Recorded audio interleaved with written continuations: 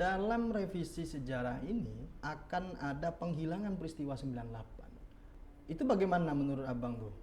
Kan nggak bisa kita bilang bahwa Soeharto itu jatuh melalui proses konstitusional. Iya. Kalau mau revolusi jangan dulu libatkan hukum.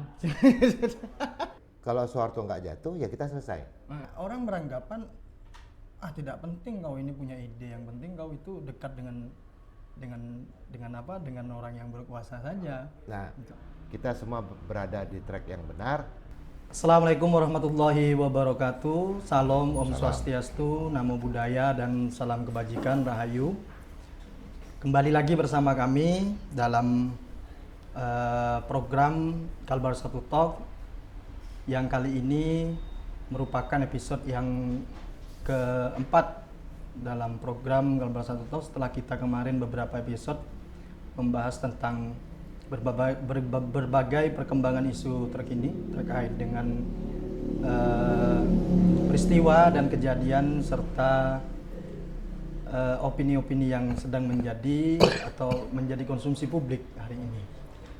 Bersama saya masih menjadi host Kalbar Satu Talk ini akan membawakan diskusi kita untuk mengedukasi masyarakat dalam beberapa menit ke depan.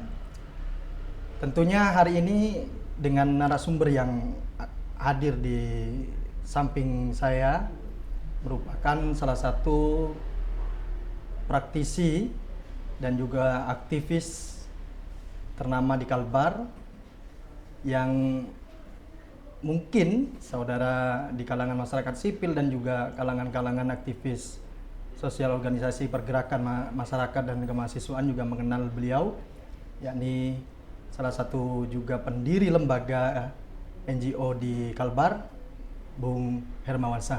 Bang Wawan, selamat datang, Bang. Sehat, Bang? Alhamdulillah. Jadi saudara-saudara sekalian, ada beberapa isu yang menarik yang perlu kehadiran Abang ke sini ini kami ingin meminta tanggapan Abang terkait dengan bagaimana pandangan seorang aktivis atau masyarakat sipil melihat realita atau isu terkini seputar tentang sejarah yang akan direvisi oleh pemerintah ini, Bang. Pada beberapa waktu lalu itu kan ada opini terkait dengan perdebatan di DPR yang fraksi PDIP serta dan beberapa fraksi yang lain itu fraksi PDIP menolak tuh, Bang, terkait revisi sejarah. Sebenarnya apa sih sejarah ini bagi Amo? Kita kan juga perlu tahu, Bang, bagaimana sejarah itu menjadi suatu paradigma perubahan sosial di masa sekarang dan di masa akan datang. Pentingnya sejarah itu seperti apa, nanti itu akan kami kupas bersama Abang. Namun sebelum ke sana, kami ingin tahu nih profil dan riwayat hidup Bang Wawan. Dan kami sangat berterima kasih pada sore hari ini Abang mau berkenan karena baru kami undang kemarin untuk berbicara isu ini. Namun ini penting untuk bagi generasi kami, khususnya bagi generasi muda ke depan, Bang. Mungkin itu saja dulu kami yang ingin tahu nih, mengulik tentang Bang Wawan dulu terlebih dahulu. Silakan, Bang. Apanya nih? Ya, terkait profil Abang selama perjalanan ini dari masa Abang aktif sebagai aktivis pergerakan kemahasiswaan sampai mendirikan lembaga Gemagir, kira begitu, Bang. Ya, baik, makasih. Kalbar Satu Talk ini lumayan berat juga topiknya ini ya. Ujuk-ujuk langsung diajak ngomong sejarah. Tapi karena ini kita akan bicara soal sejarah, mungkin baiknya saya ingin mulai juga dengan katakanlah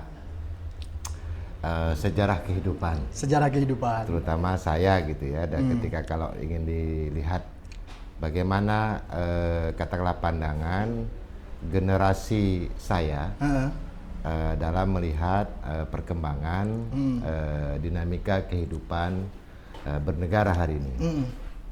Nah, misalnya saya di momentum reformasi 98 itu waktu itu kan kira-kira saya di umur 23 tahun. Iya. Jadi lagi hot-hotnya lah gitu ya. Lalu kemudian setahun berikutnya pada tahun 99 saya bersama teman-teman ketika Soeharto jatuh gitu ya. Ketika Orde Baru berhasil digulingkan oleh mahasiswa atas dukungan seluruh komponen masyarakat dan juga para tokoh dan elit pada masa itu. Nah, itu kemudian kita berefleksi mau ngapain nih kita setelah Soeharto jatuh. Nah, dari situlah kemudian kami sepakat gitu ya dengan beberapa teman untuk bagaimana melanjutkan agenda mengawal reformasi itu dalam kerja-kerja yang lebih konkret. Nah, oleh karena itulah kemudian kami membentuk Gemawan pada tahun 99 yang alhamdulillah masih eksis sampai hari ini. Nah, lalu di Gemawan itu kan berproses ya. Tentu kalau boleh dibilang saya bersama teman-teman di Gemawan itu selalu atau senantiasa terlibat dalam berbagai isu faktual yang terkait dengan bagaimana transisi perubahan yang terjadi di Indonesia. Nah, bagaimana kemudian semangat reformasi 98 itu ketika akan dituangkan dalam kebijakan pemerintah gitu ya melalui berbagai aturan regulasi, mulai waktu itu TAP MPR gitu ya, undang-undang sampai ke berbagai bentuk peraturan teknisnya, itu tetap bagaimana agar selalu tidak keluar dari koridor ataupun rel reformasi. Nah, tetapi kan kemudian kalau kita refleksikan pada situasi hari ini, sudah 27 menjelang 28 tahun reformasi, kok rasa-rasanya kita melihat kembali situasi yang mirip-mirip dengan situasi pada masa itu. 27 tahun yang lalu, Pak. Nah, jadi kalau dikelas balik dalam konteks bagaimana katakanlah profil ataupun jejak perjalanan kehidupan saya begitu ya. Saya sekarang hampir 50 tahun sebentar lagi. Nah, generasi kami kan yang juga disebut sebagai generasi X gitu ya. Itu sebetulnya hari ini adalah kesempatan terakhir untuk bagaimana mengawal proses transisi perubahan yang di dalamnya tentu akan belajar dari sejarah masa lalu untuk merumuskan situasi kekinian sambil kemudian menetapkan katakanlah peta jalan yang bermuara pada arah masa depan yang akan kita raih. Nah, oleh karena itu memang hari-hari ini topik-topik terkait dengan sejarah itu kembali mencuat gitu di ruang wacana publik, apalagi pemerintah melalui Kementerian Kebudayaan itu mengambil langkah yang tergesa-gesa dalam menyusun naskah revisi sejarah. Naskah revisi sejarah yang awalnya disebut dengan sejarah resmi gitu ya, tetapi setidaknya orang paham bahwa ini sejarah versi pemerintah. Karena yang merumuskan ini pemerintah melalui Kementerian Kebudayaan. Nah, itu saya kira hari ini tidak bisa kita pungkiri bagaimana juga reaksi yang begitu luar biasa dari stakeholder gitu ya. Dari publik termasuk juga kalangan netizen. Jadi kalau tadi disebut sudah ada penolakan dari fraksi PDI Perjuangan, kemudian PKB juga minta ditunda gitu ya. Nah, ini kan bukan persoalan yang bukan sekedar ini programnya pemerintah. Tidak semata-mata kegiatan untuk bagaimana mengumpulkan para sejarawan gitu ya, menyusun draft dari bab 1 sampai bab 10 dengan berbagai tematik yang disepakati lalu kemudian dikonsultasikan. Nah, ini tidak semata-mata event to event gitu ya, untuk mendapatkan legitimasi dan dukungan para pihak, tetapi bagaimana kita meletakkan sejarah itu pada konteks apa. Lalu kebutuhan kita hari ini menyusun menyusun dokumentasi sejarah itu untuk apa gitu. Itu juga yang saya kira penting untuk didudukkan, karena jangan sampai kita kemudian terjebak pada narasi lama yang menyebut bahwa yang sejarah itu miliknya pemenang. Maka rejim yang berkuasa hari inilah ketika dia merumuskan sejarah, tentu sejarah itu versi rezim yang sedang berkuasa. Nah itu kan sebetulnya narasi klasik yang pengen kita lawan, bahwa sejarah ini tidak semata-mata persoalan 1-2 kelompok. Betul bahwa sejarah itu adalah catatan peristiwa-peristiwa kehidupan yang isinya itu adalah bagaimana kisah-kisah para aktor yang menjalani peristiwa-peristiwa itu dulu hingga kini, kan kira-kira begitu. Nah, tinggal kita lihat dan kita letakkan pada konteks bagaimana dalam setiap peristiwa itu sikap, narasi, pandangan aktor mana ataupun siapa yang berbeda dengan yang lainnya. Lalu dari situ kemudian pelajaran apa yang bisa kita petik untuk kita rumuskan, karena tadi itu pada situasi yang hari ini sebetulnya ini juga mirip-mirip pada dengan peristiwa 27 tahun yang lalu. Bahkan juga sebelum-sebelumnya. Gitu. Sekarang misalnya orang ketika forum internasional Economic Forum di Saint Petersburg misalnya di Rusia kemarin pada agenda BRICS gitu ya, sebagai sebuah poros ekonomi baru yang ingin melawan tatanan dominasi barat misalnya, orang kemudian kembali merujuk bagaimana semangat konsolidasi negara-negara Asia Afrika pada tahun 1955 ketika Konferensi Asia Afrika itu digagas oleh Bung Karno untuk bagaimana menata kembali sebuah dunia yang lebih seimbang, lebih adil, lebih setara, untuk memastikan agar hak sebuah bangsa untuk merdeka itu adalah hak asasi yang harus diberikan. Makanya kalau kita cermat misalnya, ya wajar kalau sikap Indonesia sejak dari yang disampaikan oleh Bung Karno sampai sekarang terhadap isu Palestina itu clear. Sepanjang kemerdekaan itu tidak diberikan kepada orang-orang Palestina, maka selama itu pula lah bangsa Indonesia menentang penjajahan Israel. Dan itu paten Bang ya? Paten. Paten itu. Karena itu tadi, karena kita merujuk pada sejarah yang clear. Soalnya kan itu tadi, ketika yang dirujuk ini sejarah yang kurang clear, tidak mendapatkan katakanlah persetujuan, legitimasi, bahkan konsensus nasional, di situ kemudian potensi sejarah itu kemudian menjadi kontroversi. Kira-kira. Saya sambil minum ya? Sambil, silakan Bang. Kita bisa ngerokok juga Bang, aman Bang. Kembali lagi ke topik kita Bang.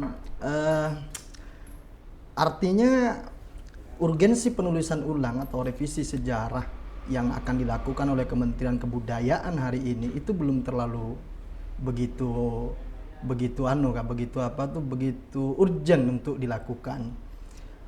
Abang memaknai sejarah itu, nih kita juga tahu Abang adalah salah satu mantan ketua gerakan organisasi kepemudaan Gerakan Mahasiswa Nasional dulu pada tahun 2000, dan juga sekarang aktif di isu masyarakat sipil dan banyak mendampingi dan mendampingi memberdayakan masyarakat. Apakah ada upaya dalam revisi sejarah ini yang akan dilakukan oleh pemerintah hari ini untuk menghapus jejak-jejak Soekarno dalam sejarah yang nantinya akan diterbitkan oleh pemerintah tersebut? Potensi dan kecenderungan itu yang sekarang coba dilawan oleh teman-teman PDI Perjuangan misalnya. Bahkan kalau kita perhatikan misalnya sudah ada statement dari Wakil Ketua MPR gitu ya, Komandan Bambang Pacul gitu kan, dengan tegas mengatakan ya kalau gitu PDI Perjuangan akan bikin sejarah sendiri, akan menulis sejarah sendiri. Artinya ini kan sejarah versi siapa harus didudukkan. Ini kan sebetulnya kalau pertanyaannya soal urgensi, itu sebetulnya publik itu sah-sah aja gitu ya, melihat bahwa sekarang pemerintah punya inisiatif untuk menulis ulang sejarah. Oke. Itu basisnya. Tapi untuk memulai langkah penulisan ulang sejarah itu kan mestinya ya ngobrol dulu lah dengan berbagai pihak, stakeholder utama Republik dan bangsa Indonesia ini kan gitu kira-kira. Ngobrol dulu dengan PBNU, ngobrol dulu dengan PP Muhammadiyah gitu ya. Artinya yang punya investasi perjuangan lah di anu ini. Di Republik ini maksudnya. Nah, itu tadi sejarah itu bukan milik penguasa. Oke. Sejarah itu milik seluruh komponen bangsa kan kira-kira begitu. Nah, oleh karena itu stakeholder utama dalam ekosistem Republik Indonesia itu harus didudukkan dulu. Oke. Ya, kalau pemerintah punya inisiatif tadi itu ya silakan ngobrol dulu atau dari obrolan yang ada itu diperluas. Jangan ujuk-ujuk bikin tim gitu ya. Lalu masukkan anggaran kegiatan dalam skema penganggaran di Kemendikbud, lalu orang lihatnya ini proyek 9 miliar anggarannya. Nah, tapi kalau misalnya pendekatannya itu atau kalau dalam bahasa agak lebih akademis metodologinya itu misalnya disepakati mendapatkan legitimasi dari seluruh pihak gitu ya. Jangan-jangan tidak cukup juga nilai 9 miliar itu karena dibutuhkan katakanlah kerja-kerja pendalaman yang lebih yang lebih luas supaya tadi tuh jangan sampai kerja ini menjadi sia-sia gitu hanya karena ketergesa-gesaan Kementerian Kebudayaan kan begitu. Siap. Abang pastinya 98 mungkin itu masih semangat muda Abang tuh masih ada tuh. Karena masih itu kalau kita melihat dari profiling Abang itu masih menjadi mahasiswa 95 Abang di mahasiswa kira-kira. Abang pasti tahu tuh karena konteksnya begini Bang. Ada opini yang mengatakan bahwasannya dalam revisi sejarah ini akan ada penghilangan peristiwa 98. Yang di situ menurut beberapa aktivis masyarakat sipil peristiwa 98 bahkan Fadlizon Menteri Kebudayaan Fadlizon juga mengatakan tidak ada pemerkosaan itu. Dia kan pernah ngomong itu juga di media dan itu ditentang oleh kawan-kawan masyarakat sipil tuh. Ya pasti. Artinya bisa saja itu juga dihilangkan Bang. Itu bagaimana menurut Abang tuh? Peristiwa 98 itu yang nantinya akan dihilangkan oleh program revisi sejarah ini yang dilakukan. Nah, itu makanya tadi itu diskusinya itu harus dibuka seluas-luasnya. Melibatkan seluruh pihak yang berkepentingan, stakeholder utama gitu ya. Supaya tadi itu jangan sampai ada catatan-catatan sejarah yang penting itu lalu karena membuat penguasa tidak nyaman kan begitu lalu kemudian lalu dihilangkan. Nah, ini yang perlu digarisbawahi karena tadi itu catatannya adalah sejarah itu mestinya disajikan apa adanya saja. Disajikan apa adanya. Lalu mari kita analisis. Kalau dari fakta-fakta sejarah itu kemudian bisa kita analisis dan simpulkan untuk mengatakan mana yang benar, mana yang salah, ya katakan apa adanya. Nah, tugas kita di generasi hari ini kan tinggal bagaimana mengakui fakta-fakta sejarah itu sambil kemudian mengambil nilainya, pembelajarannya, supaya kalau ada sejarah yang tidak baik di masa yang lalu itu yang diperbaiki, jangan sampai kemudian terulang kembali. Kan itu konteksnya. Nah, karena sekali lagi bagi generasi sekarang kan mestinya melihat sejarah itu kan tidak semata-mata soal rekonstruksi masa lalu, tetapi juga bagaimana mampu membuat konstruksi masa depan. Kan begitu? Paham. Sama hanya ketika Bung Karno dulu bersama para pejuang kemerdekaan kan ketika membayangkan Indonesia ini merdeka itu seperti apa? Indonesia itu dibangun atas landasan apa? Di atas pondasi seperti apa? Nilai apa dan seterusnya. Kan itu bisa kita ambil ringkasannya dalam katakanlah rekaman sidang-sidang dan pidato-pidato yang disampaikan dalam sidang BPUPKI misalnya tanggal 1 Juni tahun 1945. Kan tinggal kita ambil saja catatan peristiwa sejarah itu lalu kita lihat kan. Nah, sama juga dengan sekarang. Bagaimana kita menutup fakta bahwa telah terjadi transisi perubahan pergantian pucuk pimpinan nasional akibat dari perlawanan dari mahasiswa bersama seluruh stakeholder masyarakat pada masa tahun 98. Kan tidak bisa kita bilang bahwa Soeharto itu jatuh melalui proses konstitusional. Enggak. Soeharto itu berhenti dari jabatannya sebagai presiden setelah ada desakan dari kawan-kawan muda, mahasiswa dan lain. Seluruh komponen bangsa yang diwakili oleh mahasiswa pada saat itu. Kan itu konteksnya. Apakah itu konstitusional? Ya tidak. Legal ya pasti tidak. Tapi kan itu bagian dari konsensus nasional. Nah karena itu dalam konteks politik bernegara, ya yang paling penting itu kan legitimasi, bukan legalitas. Legitimasi dari masyarakat atau rakyat ya? Iya dong. Makanya kalau wacana pemakzulan misalnya hari ini menguat lagi, ya itu tergantung konsensus para pimpinan dan elit politik. Jangan ngomong legalitas dulu. Makanya dulu kata Bung Karno kan, kalau mau revolusi jangan dulu libatkan orang hukum. Nggak akan jadi kita revolusi. Nanti kalau kita sudah merdeka, baru kita ajak orang hukum ngomong tentang bagaimana menata sistem dan berbagai aturan serta regulasi. Nah, tapi dalam situasi-situasi krisis, jangan ngomong legalitas. Kita ngomong soal legitimasi. Ya, gitu. Abang ngobrolnya apa nih krisis? Apakah kita krisis sekarang nih menurut Abang nih? Krisis apa kira-kira di yang terjadi di negeri kita hari ini? Ya. Melihat situasi yang seperti ini, Bang. Sekarang ini artinya begini. Ketika memang semakin majunya teknologi dan semakin generasi muda itu juga tidak mengenal jati dirinya, itu akan berbahaya menurut saya pribadi untuk keberlanjutan bangsa ini ke depan. Kira-kira kan begitu, Bang. Lah, langkah-langkah apakah yang harus dilakukan oleh pemerintah sebenarnya untuk mengantisipasi itu? Artinya ada kepercayaan, ada jati diri yang diwariskan oleh generasi Abang atau generasi atas kita ini kepada generasi hari ini. Karena orang sudah semakin jarang membicarakan Pancasila, membicarakan tentang dasar-dasar negara kita di ruang-ruang publik, Bang ya, di ruang-ruang publik. Nah, itu bagaimana tuh menurut Abang?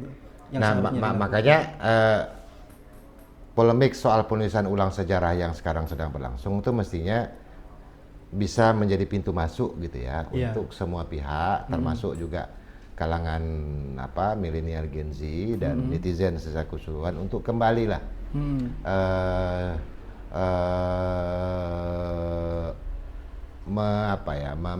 mengalihkan perhatiannya untuk mengulik catatan-catatan sejarah ataupun narasi-narasi ataupun literasi sejarah. Karena yang kita butuhkan hari ini kan sebetulnya generasi baru yang sadar sejarah. Karena kesadaran sejarah itu menjadi sangat penting sebagai basis pijak untuk bagaimana melangkah membangun sejarah masa depan. Karena kalau generasi hari ini itu tidak sadar sejarah, maka saya nggak ngerti gitu. Panduan kita untuk melangkah ke arah masa depan, itu kan kalau kita tidak punya cermin pada sejarah ke belakang, kan kita mau menatap masa depan itu apa? Gagap. Basisnya apa? Pasti gagap. Nah, oleh karena itu mesti kembali ya minimal mudah-mudahan punya ketertarikan lah. Itu juga yang jadi pertanyaan ya, termasuk beberapa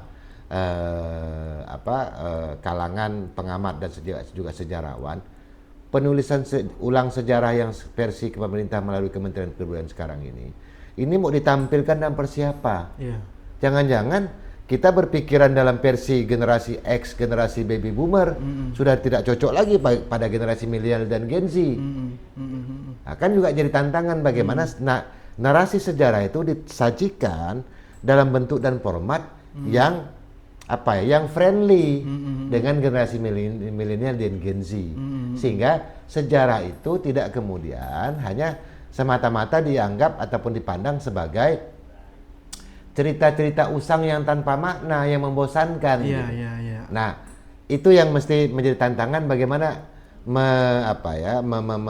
memancing ketertarikan lah anak-anak muda sekarang ini terhadap literasi sejarah. Itu yang saya kira salah satu misi yang mesti juga diemban oleh Kalbar satu talk. Kira-kira iya ya, Bang. Makanya kita hadirkan Abang ke sini itu. Artinya begini juga, Bang, kalau begitu menurut kami, maka tidak perlu saja sejarah yang memuat kisah-kisah aktor masa lalu, khususnya pejuang itu direvisi itu. Biarkan saja itu apa adanya. Yang perlu dimuat adalah kisah-kisah aktor hari ini. Karena kan kisah-kisah aktor hari ini kan tidak terdokumentasi dan tidak teranu. Nah, itu yang dimuat mungkin di bawah reformasi ke bawah lah. Biar ada ketersambungan antara sejarah masa lalu dan sejarah hari ini, sehingga ini dapat menjadi rujukan bagi generasi yang akan datang. Kan harapannya begitu, Bang. Ya. Nah, bukan malah nariknya terlalu jauh, Pak. Nariknya itu malah ke masa perjuangan kemerdekaan nanti. Itu kan akan mengaburkan hasil sejarah yang sudah dihasilkan pada waktu yang lalu oleh beberapa ilmuwan kita itu. Nah, maksudnya itu yang itu gimana menurut Abang tuh? Sebetulnya nggak apa-apa. Ditarik sejarah sampai ke atas umat manusia, peradaban dan seluruhnya sampai ke masa-masa sahabat Nabi pun tidak ada masalah. Sebetulnya boleh aja. Atau sampai masa Nabi Adam pun tidak apa-apa, Bang. Itu kan tinggal tergantung bagaimana kita menyambung rantai sejarahnya. Rantai sejarah ini yang penting supaya generasi hari ini itu memiliki ketersambungan dengan generasi sebelumnya. Iya. Melalui apa? Melalui rantai sejarah. Nah, kalau di kalangan Nahdien itu kan dikenal ilmu sanad. Dan harus melalui wasilah yang tepat. Nah, oleh karena itu menurut saya rantai sejarah untuk menyambungkan frekuensi generasi sebelumnya dengan generasi yang hari ini itu menjadi tugas teman-teman generasi milenial untuk menyambungkan rantai sejarahnya supaya sanadnya nyambung. Nah, karena itu menurut saya generasi milenial lah yang menjadi wasilahnya, menjadi perantara untuk bagaimana Gen Z hari ini itu belajar tentang sejarah dari generasi X, generasi baby boomer, karena generasi milenial hari ini itu yang masih tersambung dan punya akses cukup intim lah kalau bahasa anak sekarang dengan generasi X. Nah, karena kalau generasi Gen Z dengan generasi baby boomer ini kan udah tahu jauh. Nah, oleh karena itu Kalbar satu talk gitu ya sebagai sebagai media nyambung informasi gitu ya. Itu penting itu diletakkan sebagai wasilah gitu ya supaya rantai sejarah tadi itu nyambung. Nah, oleh karena itu sebetulnya lagi-lagi pembacaan kita tentang apa sih yang ada di kepala anak-anak muda hari ini. Lalu pikiran dan pandangan generasi tua katakan kalau pakai pendekatan klaster itu ya. Klaster generasi boomer, Gen X. Karena Gen X kan sekarang itu menurut teorinya itu kan generasi 46 sampai 57. Saya termasuk generasi X. Generasi X ini agak unik. Karena Gen X itu yang mengikuti jejak sejarah. Generasi kami ngerti tahu bagaimana dinamika kontestasi pertarungan gitu ya, dan dinamika perdebatan perbedaan pandangan antar aktor gitu ya, di dalam ekosistem republik di masa transisi orde baru ke reformasi. Kami mengikuti, bahkan terlibat sebagai pelaku, jadi kami tahu.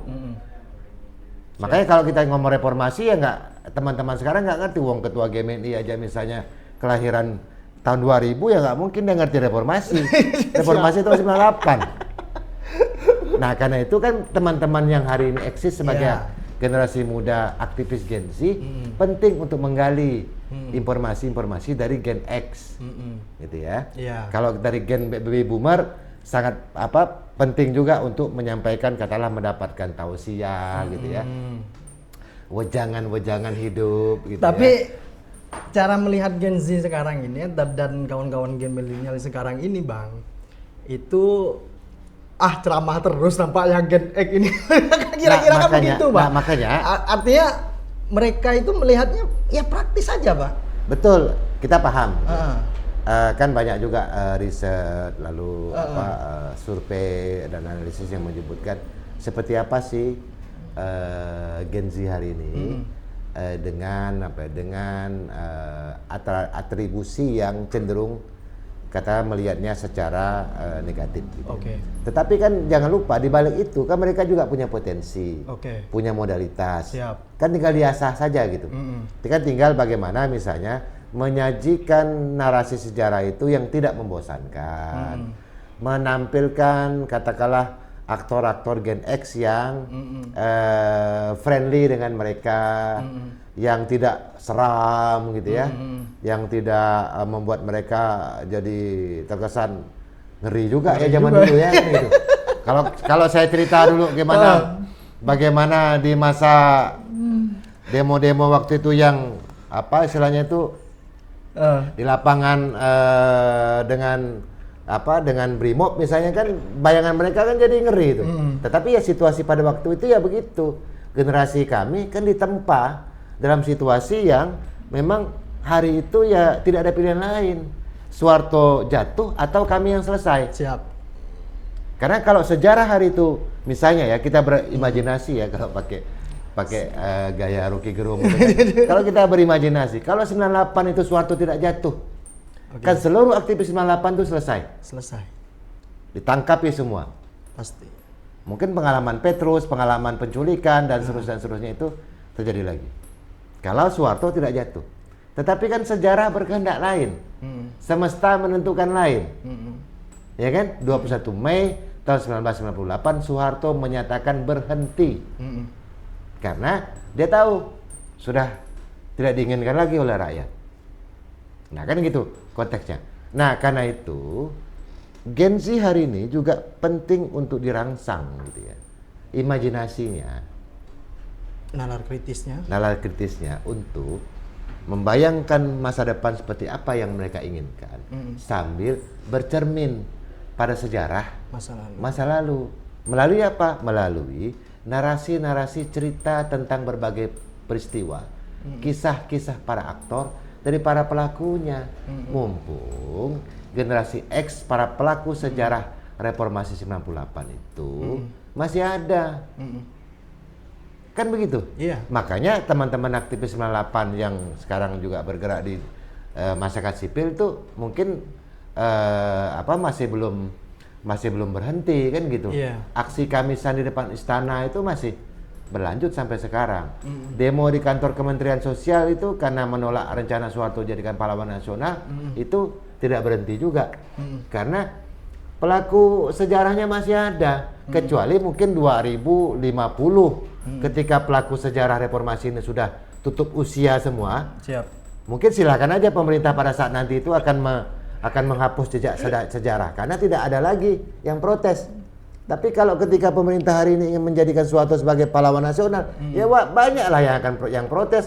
Wong dulu ketika menjatuhkan Soeharto itu orangnya masih hidup semua kok, bahkan sekarang juga tidak sedikit yang jadi pejabat. Tanya aja anggota-anggota DPR yang mantan aktivis 98. Kami ingin tahu Bang, kalau sekarang ini sepertinya generasi hari ini bukan tidak mempunyai, tapi patronasenya itu kurang. Mungkin di generasi abang tuh masih ada lah yang menjadi panutan, yang menjadi sekarang ini kurang untuk ke situ tuh. Mereka melihat yang sedang populer aja tuh saat ini apa kira-kira. Nah, itu yang akan menjadi menjadi inklusi bagi mereka untuk dilanjutkan. Nah, artinya kan bukan generasi yang kritis, Bang. Nah, di masa abang tuh gimana tuh melihat itu tuh, melihat begini, perubahan itu sehingga bisa menurunkan Soeharto itu kan harus kritis. Modalitasnya itu berangkat dari kritis kawan-kawan pada saat itu. Kenapa kawan-kawan saat itu kritis? Karena nggak ada pilihan lain. Karena nggak ada pilihan.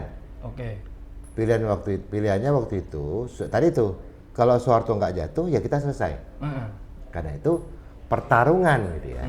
Pertarungan untuk memperjuangkan reformasi, melawan rejim Orde Baru, itu menjadi kalau boleh disilakan, sebuah keharusan sejarah generasi pada waktu itu.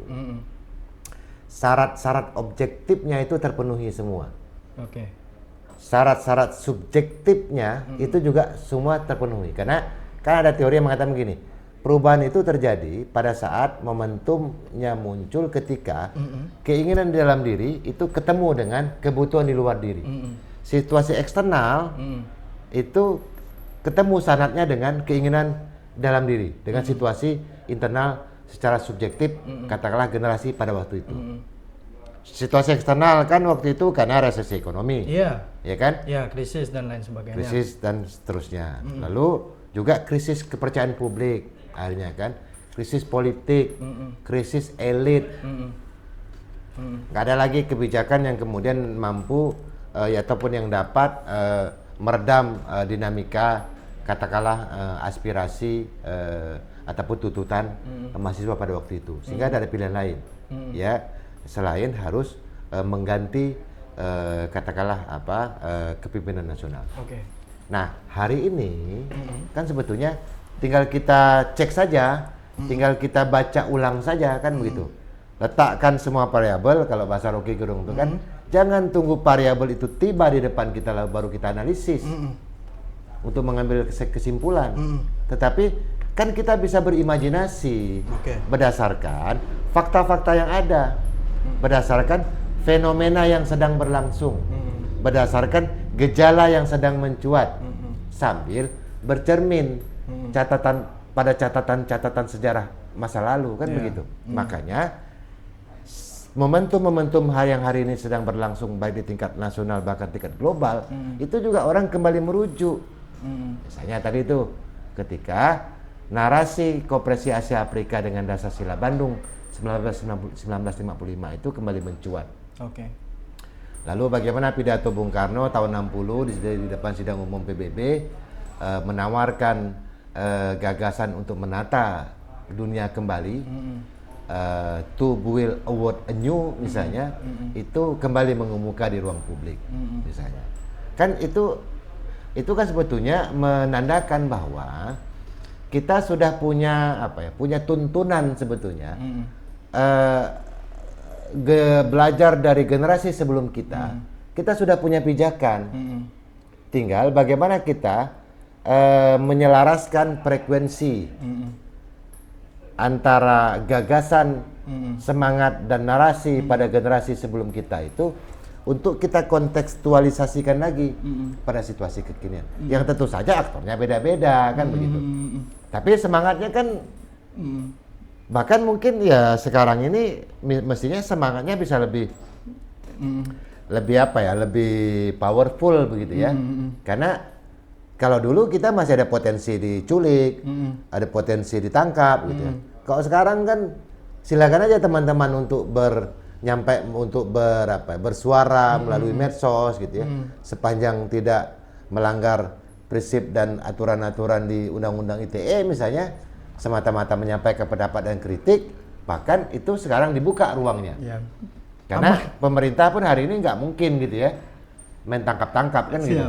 Berbicara semangat, ya kan? Abang ini ya sangat semangat nampaknya, saya melihat hari ini sangat semangat nih. Sampai semangat abang itu di 2024 kemarin itu nampaknya ingin diimplementasikan dalam ruang-ruang pemerintahan tuh. Kami ingin bertanya nih Bang, beberapa kesempatan kami melihat tuh poster-poster abang kemarin di Kabupaten Mempawah. Abang asal Kabupaten Mempawah kah? Oh iya di Bakau Darat. Bakau Kecil. Balik kampung tuh. Itu apa tuh Bang? Jadi begini. Abang kan begini Bang, kalkulasi kami di generasi kami ini, enggak mungkin lah. Karena secara resource itu tidak mumpuni untuk memang abang maju di pilkada. Kenapa abang kok semangat sekali memang maju di pilkada Mempawah kemarin itu? Walaupun artinya semangat tarung itu sudah ada, walaupun itu tidak itu belakangan. Tapi kan ada semangatnya. Ide apa yang melatar belakangi itu, Bang? Begini. Kira-kira begitu. Kalau kita tarik lagi kalender sejarah ke belakang, terutama basisnya sejak reformasi, itu kan kita sudah menjalankan sebuah sebuah ruang mekanisme dalam ekosistem demokrasi yang hari ini ternyata itu kan menghasilkan sosok-sosok ataupun katakanlah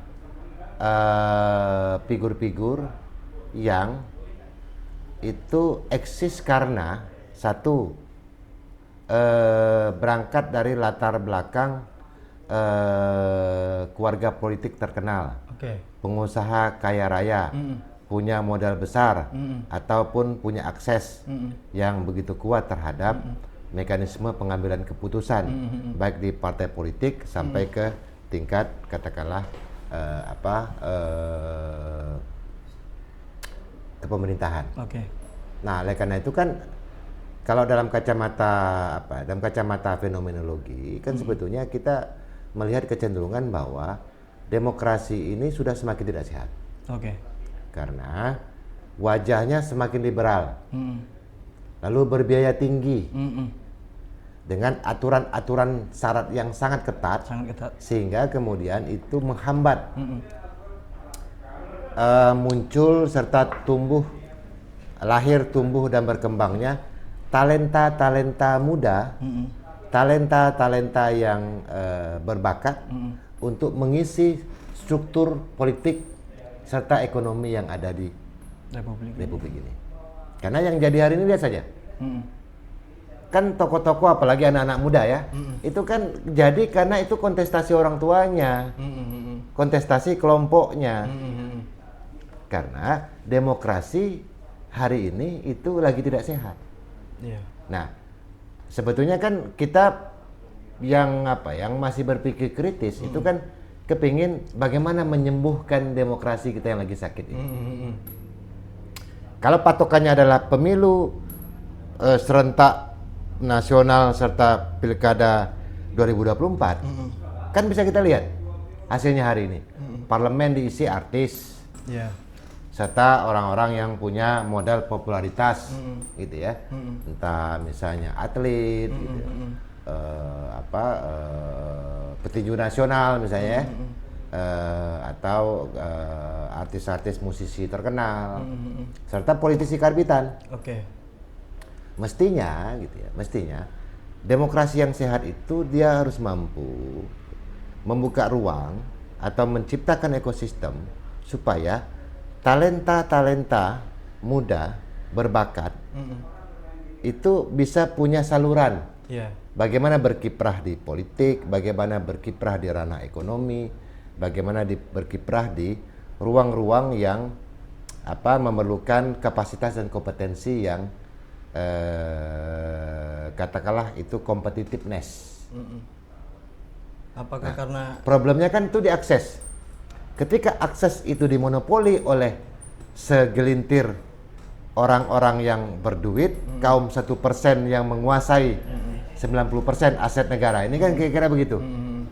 Ketika akses itu misalnya dikuasai oleh kelompok oligarki dan pemodal, ya tidak mungkin orang-orang aktivis seperti saya punya kesempatan. Nah, tetapi kan sebagai sebuah usaha untuk menunjukkan kepada publik, ada muatan edukasinya bahwa politik itu kan tidak semata-mata soal kesempatan, tidak semata-mata soal peluang, tetapi bagaimana gagasan itu ditransformasikan dalam ruang-ruang dan kesempatan politik. Ya kalau tidak ada kesempatan dan tidak ada peluangnya, mari ciptakan peluangnya. Karena itu misalnya tinggal kita lihat ada presiden nggak?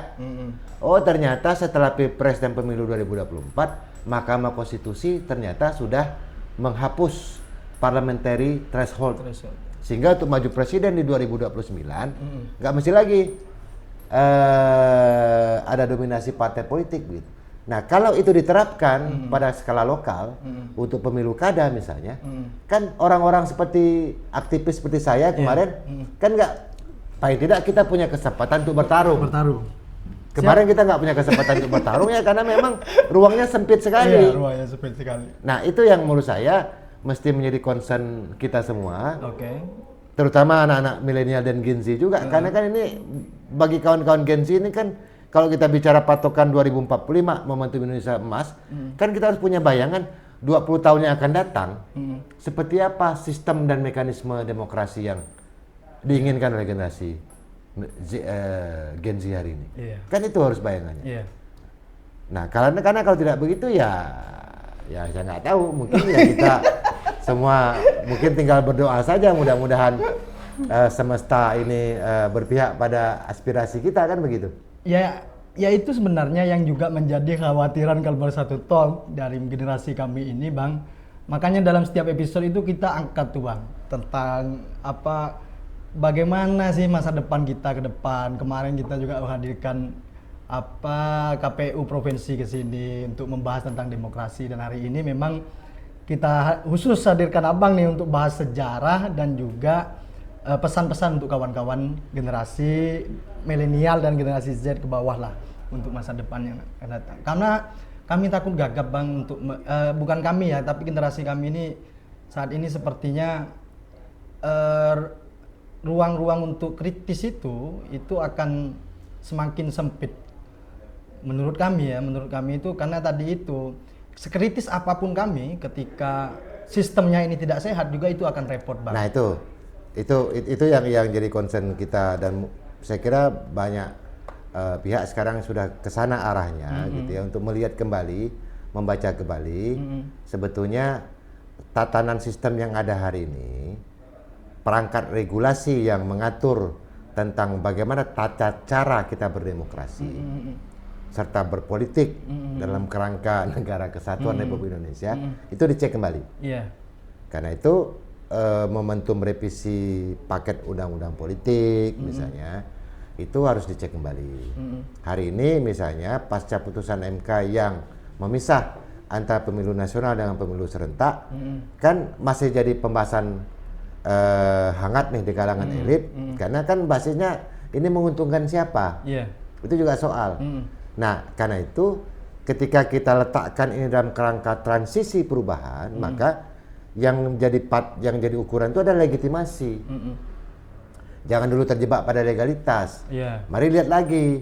Tadi itu kalau mekanismenya masih belum mampu menyaring bagaimana tadi agar talenta muda berbakat ini tersalurkan, tidak dipotong aksesnya oleh anak pejabat, ya, adik pengusaha, menantunya bupati gitu ya, istrinya gubernur misalnya kan, ipar dan seterusnya gitu ya. Artinya sistem demokrasi hari ini dengan sistem politik termasuk juga mekanisme rekrutmen para pimpinan daerah misalnya, itu kan melahirkan dan menguatkan, bahkan boleh dibilang membuka jalan bagi konsolidasi dinasti politik lokal. Kan itu soalnya. Kecenderungan itu yang kemudian mematikan kesempatan generasi milenial dan Gen Z hari ini. Kecuali kalau Gen Z-nya anak pejabat. Bisa jadi anggota DPRD. Cepat dia. Kecuali Gen Z-nya itu anak ketua partai. Cepat. Bisa jadi anggota DPRD. Tapi kalau teman-teman aktivis milenial ini anaknya Sariman, anaknya siapa? Nah, karena itu kan kesempatan itu hanya bisa diakses oleh siapapun. Kalau ruang dan mekanismenya itu ya ditata sedemikian rupa, tidak hanya semata-mata menguntungkan katakanlah partai politik penguasa. Karena negara ini bukan untuk 1-2 orang atau satu golongan. Kan semua untuk semua, kata Bung Karno. Kira-kira begitu. Progresif sekali kita ngobrol hari ini. Nah saya sengaja melihat lagi, ingin mengajak kawan-kawan untuk membaca ulang keadaan hari ini itu supaya tadi itu kita tidak latah hanya semata ikut-ikutan tren. Kalau kita lihat sekarang ini kan tren populisme kanan ini kan menguat. Semua politisi dan kepala daerah serta pejabat bertiktok ria hari-hari. Ya kan? Bang. Bagus itu ya. Pada sisi masyarakat mendapatkan informasi tentang kebijakan-kebijakan populis yang akan diambil gitu ya. Tapi di sisi yang lain ini kemudian memperkecil ruang-ruang konsultasi publik. Mestinya ya pejabat pemerintah undang dong stakeholder, undang dong NGO, undang dong ormas, undang dong aktivis mahasiswa diajak ngobrol. Tidak cukup hanya dikasih tahu melalui informasi-informasi viral misalnya ataupun informasi-informasi pendek di medsos. Karena kenapa? Karena kan demokrasi hari ini yang masih sakit itu kan juga diperparah situasinya pada soal bandul ekonomi di tingkat tapak masyarakat itu yang masih belum bergerak naik. Orang masih cenderung menurun. Nah, orang masih berkutat pada soal antrian bansos. Masih menunggu, apalagi program dan kegiatan padat karya dari pemerintah, ya kan? Teman-teman katakanlah muda terdidik yang punya sertifikat dan kompetensi teknis malah mengalami PHK massal, misalnya. Kelas pekerja terdidik muda milenial itu kemudian menjadi pengangguran baru. Kan itu situasi hari ini. Sehingga orang beranggapan tidak penting kau ini punya ide, yang penting kau itu dekat dengan orang yang berkuasa saja. Nah, itu. Akhirnya kan kemudian secara tidak langsung itu kemudian ya tidak kita bisa pungkiri juga kemudian kalau anak-anak muda melihatnya dari sisi pragmatis. Ya nggak masalah, orang butuh survive. Tapi kan kalau kita melihatnya secara kritis bahwa ini situasi yang tidak sehat, kan harus ada upaya. Untuk merubah keadaan ini untuk kembali sehat. Kita tidak bisa diam, pastinya kan harus begitu. Ada upaya ke sana. Nah, karena itu memang kita hadirkan Abang di sini. Nah, karena itu saya sebetulnya ingin mengajak kawan-kawan untuk melihat situasi hari ini itu dari cara pandang ekonomi politik. Meletakkan segala sesuatunya itu dari kacamata struktural. Melihat kembali bagaimana aktor-aktor yang hari ini yang duduk dalam struktur.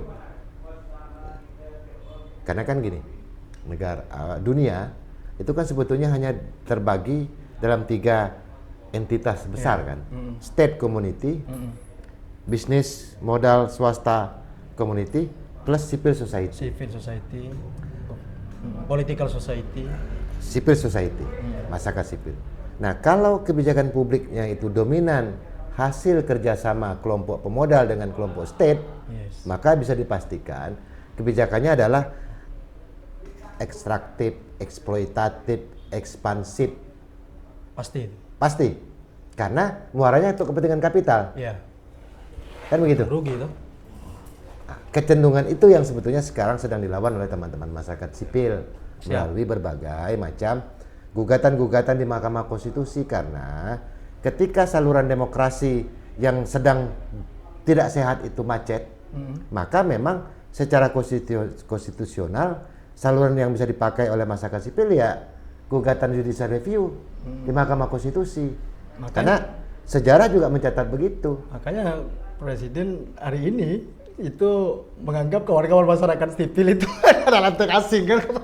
Nah, saya kira kan itu tinggal bagaimana pemerintah membuka ruang dialog. Artinya. Tapi saya kira kan trennya sudah baik. Pak Presiden juga mengundang tokoh-tokoh jurnalis, menjaga hubungan dengan tokoh-tokoh aktivis. Wong Dasko aja ada ketemu dengan Rocky Gerung kok misalnya.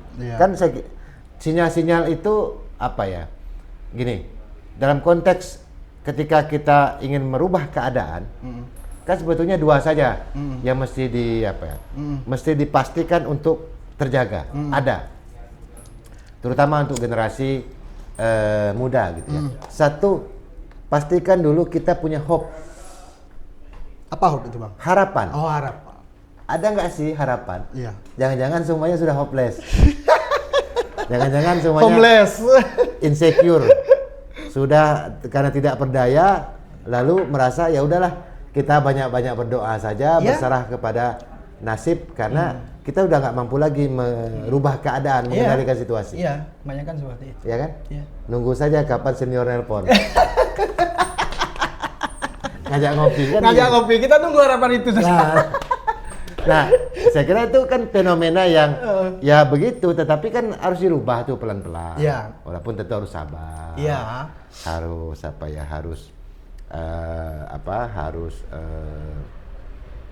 harus melibatkan seluruh pihak supaya ada kesamaan pandang dulu, gitu ya. Frekuensinya dekat dulu. Iya. Sanatnya nyambung dulu. Harus ada wasilah yang menyambungkan antar satu elemen dengan elemen yang lain sehingga sanat rantai sejarahnya itu ketemu. Siap. Kan kira-kira begitu. Itu kesimpulan kita tuh itu. Nah, karena itu ya penting hope-nya dulu yang harus dijaga. Baik, kawan-kawan semuanya, saudara-saudara sekalian, ini obrolan yang menarik untuk memicu atau memantik nalar kritis kawan-kawan muda bagaimana melihat realitas sosial hari ini dan bagaimana situasi kondisi kita hari ini yang memang ini perlu di banyak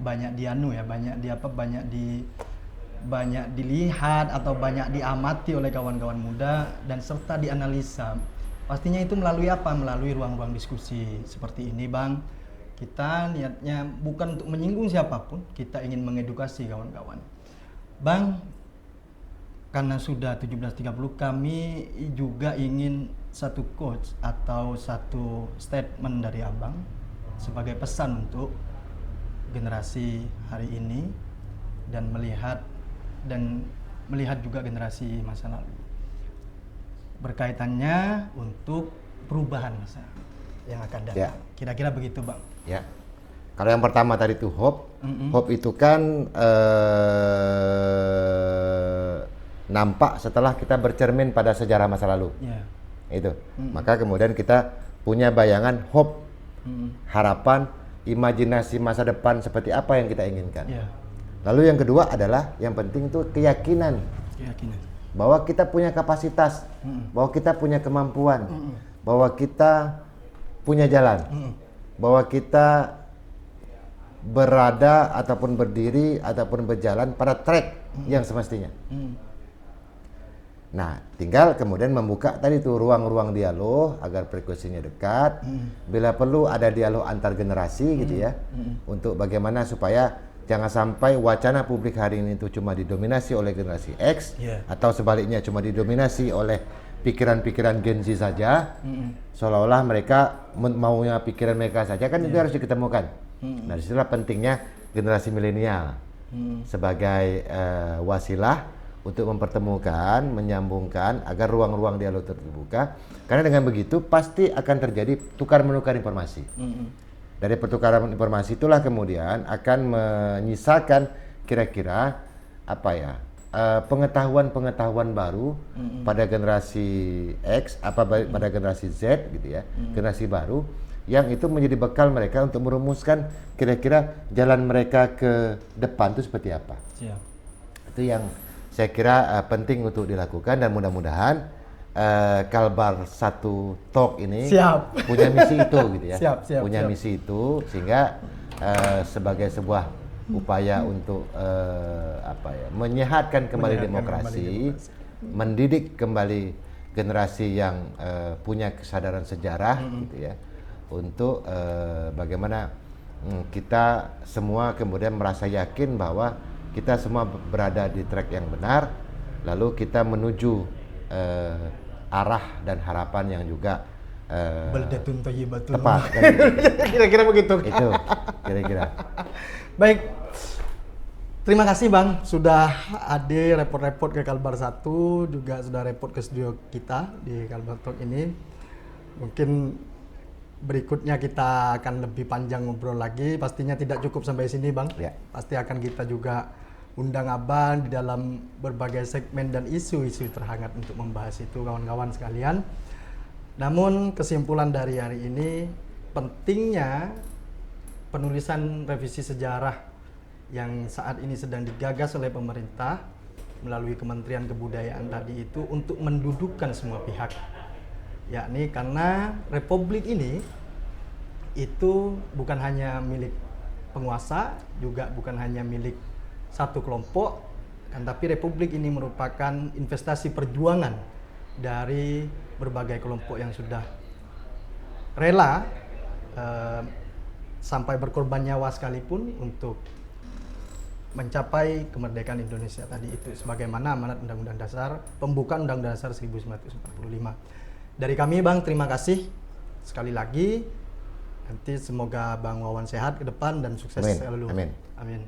Amin. Dari kami, Wallahumma fiq ila muqtaris. Assalamualaikum warahmatullahi wabarakatuh. Salam Om Swastiastu, Namo Buddhaya, dan salam kebajikan. Merdeka. Merdeka. Siap.